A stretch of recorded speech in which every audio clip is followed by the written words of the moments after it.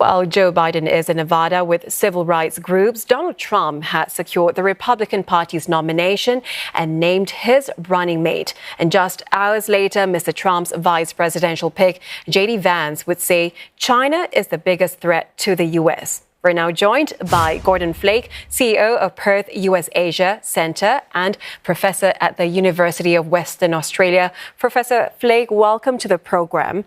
Now, Trump opting for JD Vance, this is a man who once described Trump as a never Trumper, or described himself rather as a never Trumper, and called Trump a potential American Hitler. How have the tables turned since then? And do you believe Vance is someone who will remain loyal to Trump and his Make America Great Again stance? Well, almost every Republican leader has a record of criticizing the former U.S. President Donald Trump prior to his election in 2016. JD Vance actually did a lot more than that. Over a long period of time, he criticized and warned his constituencies against the particular lures of Donald Trump, the populism and the false promise on religion and a whole range of other issues. He has experienced a remarkable change in position, obviously. And part of that was because he wanted to secure the endorsement of the former president as he ran for the U.S. Senate. He was elected in the U.S. Senate just in late 2022. So he's been in the Senate for a year and a half.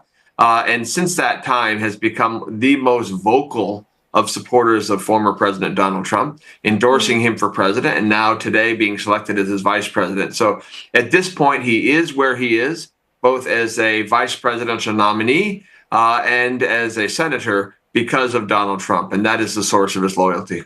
And he didn't waste any time at all in putting China in the spotlight, branding Beijing as America's biggest threat. Help us put this into perspective. What would China and U.S. relations look like under a potential Trump and Vance administration?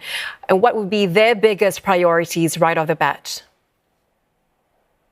Now, it's useful to understand the views and perspectives of vice presidential candidates because there are scenarios in which they could become a president.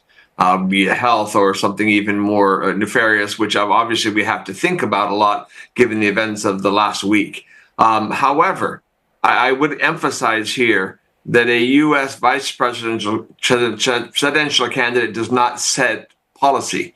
Ultimately, a Trump-Vance China policy would be Trump's China policy. And that is to say, if you look at his first 4 years in office, all over the map. Now, the current nominee for vice president, Senator Vance, has a clear record in the year and a half plus that he's been in office of being in what he calls an economic nationalist, calling on the U.S. to revoke most favored nation status, trade status with China, and seeking to kind of have a much more aggressive approach in terms of security. He's very focused on Taiwan. So there's no question that his views on China are probably a little bit more conservative than the former President Donald Trump's. But ultimately, it will be the views of President Trump that matter. And Vice President Vance would only support him if they were to be elected. China, meanwhile, has not stated any preference between the two candidates. But with whom can we see ties improving with Beijing? Donald Trump or Joe Biden, you think?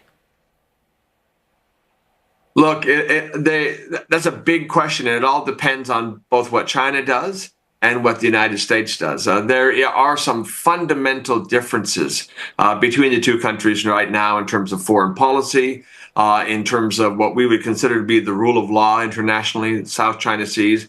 There's deep concerns over Taiwan and cross-strait issues. And I think you will find that those are issues where there is not a large partisan divide.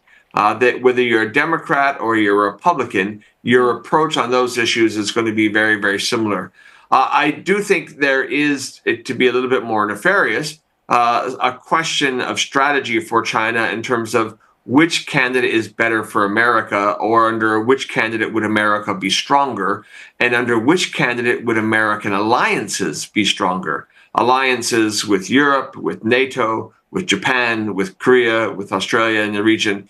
And so that may tip China's perspective one way or the other, but it's not a deeply partisan issue in the United States. In other words, there is a relative bipartisan consensus on China policy.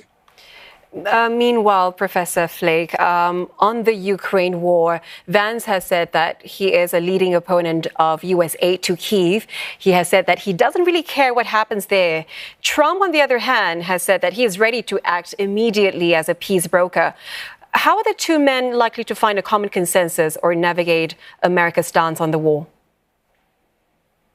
So again, there is no common consensus. The president's perspectives rule. In fact, the very fact that Donald Trump selected JD Vance as his running mate is to prove that he has full control over the Republican Party, that it is the party of Trump.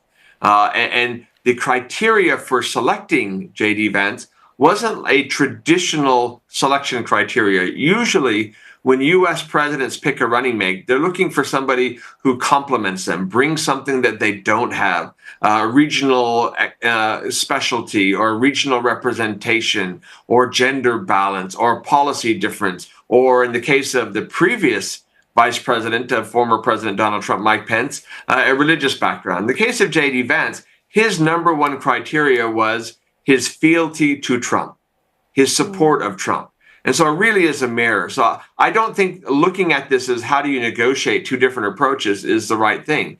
In fact, if you're looking at this from Kyiv, you're concerned about the potential of former President Trump being reelected, whether or not JD Vance is his vice presidential candidate or not. Okay, when it comes to domestic issues, both of them may not necessarily see eye to eye on abortion laws, for example, which remain one of the key issues in this campaign. How are we likely to see the Democrats exploiting these potential gaps? So in his candidacy for the Senate and in his surrogate candidacy for President Trump, JD Vance is, he's a Harvard, or rather an Ivy League educated, extremely articulate, extremely smart current U.S. senator. And so he's been a very effective spokesman for very conservative positions, such as on abortion, et cetera. Again, I'll repeat what I said a little bit earlier. There is no negotiation between two different perspectives. A vice president supports the president. It only becomes an issue if there is a change in the presidency or for some reason the president no longer is able to serve.